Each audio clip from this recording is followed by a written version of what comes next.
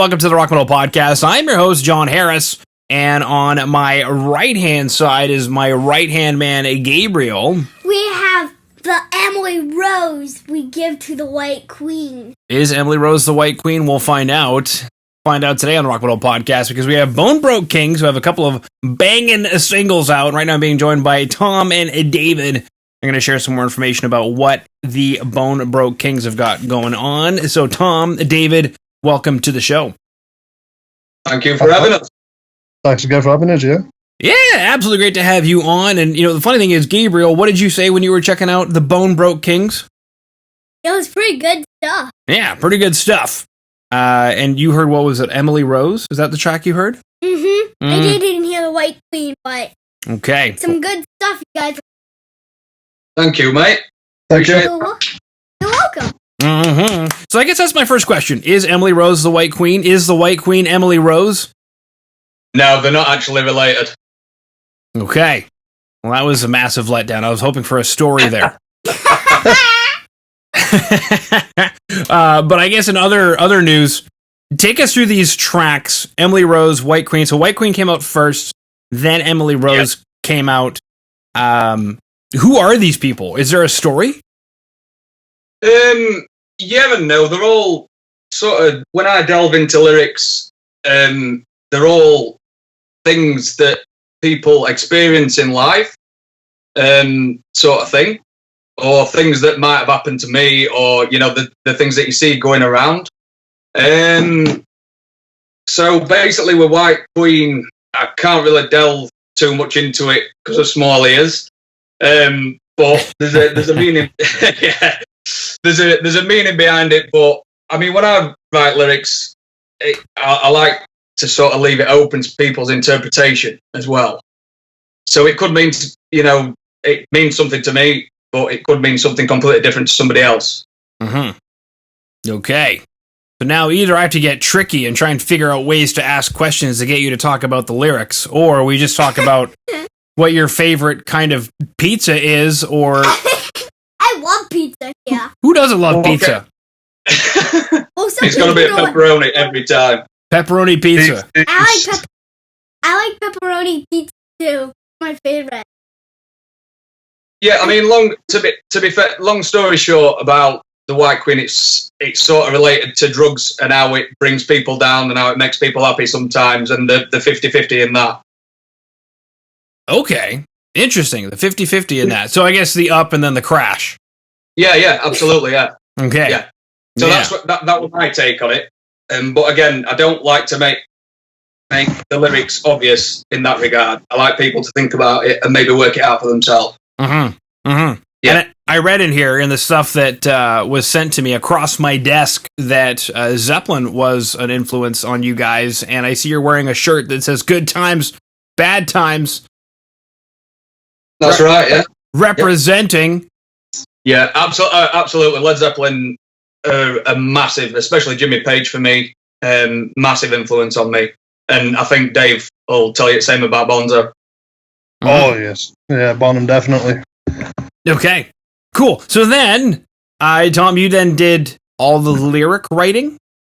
That's right. Yeah. Okay. I mean, how it usually works with writing across the board, to be honest, is I'll be noodling about at home, sort of come up with a progression and more than often a riff. And then, I mean, to be honest, the riff and the progression has to be there, and it has to be catchy enough for me to write the lyrics to that. Because I'm not one of these people that can sort of sit down and write lyrics just off of the top of my head. I have to have a catchy melody in my head to then inspire me to write lyrics, if that makes any sense. Mm-hmm. It does. So then, by the time, David, you get the track, is it already fairly complete, or are you an integral part in making it a catchy tune before the lyrics get dropped on it?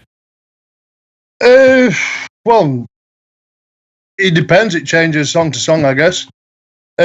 Usually we work on sort of the rhythm and the melody and instruments before lyrics get dropped on top. Or in some cases it goes sort of verse to verse, chorus to chorus. It varies song to song, really. Mm-hmm.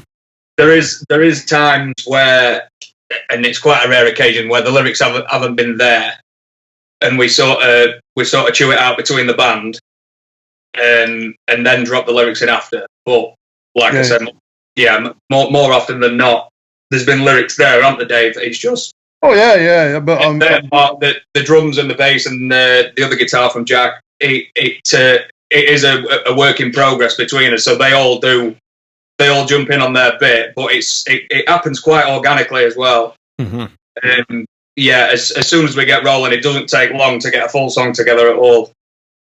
I think sometimes in a lot of cases I sort of end up pulling off some of the rhythm parts of the guitar, for like bass drum patterns and cymbal where I put my cymbals and stuff like that. Yeah, and it locks in really well that way as well, I find, definitely. Okay. Now, something here is, so we've got White Queen, also previously, before that was Blow 'Em Out, and we have a debut album in the works. So my question is, did you guys then work all this through, like, lockdown stuff? Like, getting it recorded and written and the whole bit? No, it wasn't all done in lockdown. Now don't ask me for dates, but I think did we have about half of it recorded? Before yeah, most of it. We went back in and re-recorded a few parts. Yeah, I ended up adding some more drums in and finished guitar solo, and that was it. And that was pretty much it from there, just for in lockdown. It has been a constructive way to use lockdown because we have done a lot of recording in lockdown. Mm-hmm. Yeah, we switched focus because of obviously not being able to do any live concerts, live gigs. The times just switched around and just spent it onto recording time. Mm-hmm. Are you guys actually going into the studio, or are you recording at home and then getting everything done yourself? And no, we are using a studio. Okay, but only like one person at a time. Yeah. We're having to go in separately. Okay. We at the moment we record guides between us. Tom will record a guide onto a click. I do my drum part, send it back, and then I go into the studio on my own with the guitar guide, and then once my drums are done, each person goes in one at a time on top. Hmm. Okay. Now, these tracks that are out so far, Blow 'Em Out, White Queen, Emily Rose, is this what we should expect from the album that's in the works? It says here, hopefully towards the end of this year. Hopefully towards the end of this year, with fingers crossed.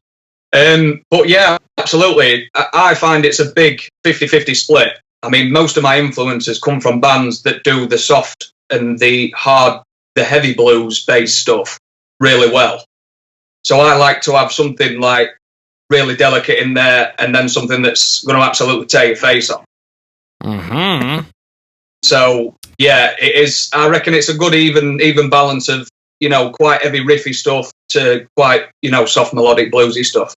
Okay, what is heavy blues? Are we talking like bluegrass? I mean, heavy blues to me it'd be like what? I mean, would you call Led Zeppelin heavy blues? It's very blues influence, isn't it? Especially the earlier stuff, first couple albums for sure. Yeah. I think it's more from the progressions, the type of things that we play, within the songs, the chord progressions, the type of beats for myself, the type of like the slide stuff from Jack. It's just elements from blues, I guess. Yeah, I think that'd be a good way to say it. So it's a bit more of a rocky vibe, but there is a massive blues elements in there. Mm-hmm.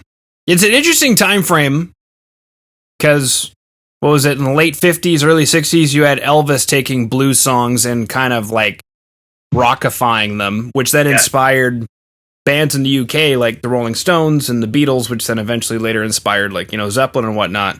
Where you can definitely feel the blues, but there's more of a backbeat to it. Yeah, that's it. I think you've just hit the nail on the head there. Yeah. Okay. Yeah, definitely. Yeah, cool. You guys influenced by Elvis at all, or any of those cats? I've never been a massive Elvis fan, to be fair. No, Big- I'm more big into Beatles, Johnny Cash and all the early boys, like Beatles, and yeah. Well, not so much Elvis. Okay. David, you sound like you were going to say something. You were going to tell us what your favorite pizza is. My favourite pizza, meat feast. Oh, yeah. Speaking of pizza, I haven't ate cheese in a while, so I should probably eat cheese pizza again because I like it. Probably should make some cheese pizza. We've got a plan this week to make pizza. We make our own pizza. Since we've been on lockdown, we started making our own food, and we make our own pizza. So yeah, sourdough too. yeah, sourdough pizza. So what is it? Wednesday this week we're gonna make pizza. Yeah, we're gonna make pizza this week. So we'll pick some stuff. We get creative. We try to get creative anyway. Last week we did a barbecue pizza? Nope. We made an ancho braised beef, and we took the sauce from that and put it on the pizza with some smoked Gouda and red onions and cilantro. It was banging. What's Gouda? Gouda? It is a Dutch cheese, similar to similar to a cheddar. Right. Cool. I'll get them. Mm-hmm. I like it. I like it. Full stop. That's it. Yeah, I recommend it, boys. I recommend it. Well, send me some over when you've done, will you? Sure will. Groovy. Okay, so my next big honking question is, what's the plan? Because we've got 3 singles out already. Are these 3 singles part of the album that's going to be released? They are, yes. Okay. Yeah, they'll be on the album. Okay, so are you guys releasing singles like as they're finished, or are you guys sitting on the album and then just have like a marketing plan? No, we don't have a marketing plan in place as such. The singles have just been released as soon as we've had them recorded, and then we figured. I know different bands do it different ways with EPs and stuff now, but we figured we've got a lot of material, and we all discussed it and thought we do like the idea of an album. So yeah, just get that released because we've got plenty of material there, and just get it all released at once. I'd rather do that and do it in EPs, to be honest, I think. But yeah. Okay. I think we've more released Emily Rose just to sort of fill in the gap for now. It's been quite a while since we've released anything last time. Yeah, it's just to keep people interested, really, I think. But are there any music videos coming? We haven't actually got. Obviously, in the times that we're in at the minute with the lockdown and stuff, it's pretty tough to do that. But yeah, I hope so in the future. Yeah, 100%. It landed pretty badly because we planned on doing one for blow them out, didn't we? We had we were speaking to some people to get some things in place, and then COVID happened, so it shot it down. Preach. Oh man. Okay. Now I imagine because it says here you guys gig a lot around the area, that you have that fan base built up, and do you find that they're responding well to, I guess, what we'll call dripping the singles until the album comes out? Yeah, I think more so now. We've got a few out. I mean, the first, obviously, when we first released the single, we were pretty, damn fresh to the scene. We'd only just started as an originals band. Anyway, we've worked together before as a covers band. Yeah, so it was a bit slow at the start, but as the tracks have been coming out, and especially since we've been working with Dunk, and he's been getting it out to radio stations and stuff like that, we've found his fan base growing quite rapidly. Yeah. What's that like, switching over from a covers band to an originals band, working with somebody like Dunk, and then getting your stuff noticed on the radio? Oh, it's a good feeling. It's a brilliant feeling. I mean, as soon as we did the originals thing, while we're in the cover band, I'd bring these ideas and we'd work on something. And like I mentioned before, it were getting to a point where it really organic, and these tunes were just, they were just sort of happening and coming together. And we thought, it'd be daft not to take this route and go down the originals route and, see what happens. Do you know what I mean? And it's turned out really well. But there's nothing like creating your own music. I just love the creativity and the the feeling behind it. It's so that you made this as a group. It's brilliant. Yeah, we got pretty bored with the covers eventually, didn't we? Yeah, it can only take you so far, can't it? I mean, it's great playing them songs that we're playing, but it's 100 times better playing your own songs that you've written and composed, sort of thing. Mm-hmm. Yeah. Now, I guess that takes your reach outside of where you guys are playing locally then. So do you find that the radio response has been similarly positive? Yeah, absolutely. We've had some really good positive feedback from the radio stations. I mean, it's been played on, I don't know how many now, but many a podcast, and yeah, we've had a fair few, especially the local ones that we've had around here. They're supporting us really well, and we've had some good feedback from other podcasts that don't send it to, and yeah, it's there's been a lot of positive stuff, and it gives you a bit of a kick. Then you just you start to get a bit of confidence, and it sort of concretes it that we really should be doing this and carrying on as we're doing. Mm-hmm. I just want to point out that your room is very well decored. I enjoy. Yeah, that's not down to me. On the floor. Thank you. I mean, the sheets match the carpet matches the wall. Yeah. I mean, I think you know as well as I do that's a woman thing, mate. I think I put a different background on, so it's not my room. Oh, have you? I'm not clever enough to do that. This is my first time on Skype tonight. okay. Well, glad we were able to get the drapes to match the sheets for your first night. I'm sure there's a joke in there somewhere. I don't understand. It's okay, kiddo. I will tell you later. Sweet. Okay, so was there anything in particular that you guys wanted to chat about? Because I think at this point I have exhausted my bastion of questions. Outside of like croissants, do you guys do croissants? I don't think there's anything else that I'd like to cover. You've pretty much covered all bases up to now. What about you, Dave? No, sir. Okay. All right. So then we have chatted about Emily Rose, White Queen. We chatted briefly about Blow 'Em Out. We chatted about the album that is upcoming to be released, hopefully by the end of this year. And it sounds like, given the circumstances, there might be some kind of videos coming, lyric videos, maybe. Yeah, absolutely. Yeah. Okay. Yeah. It's obviously with the like we mentioned before, it's not ideal at the minute because we're in full lockdown here. But 100% there'll be some videos coming. Sweet. We chatted about pepperoni pizza. We chatted about Gouda cheese. We chatted about matching your carpet with your drapes. We chatted about cheese pizza. We chatted about cheese pizza.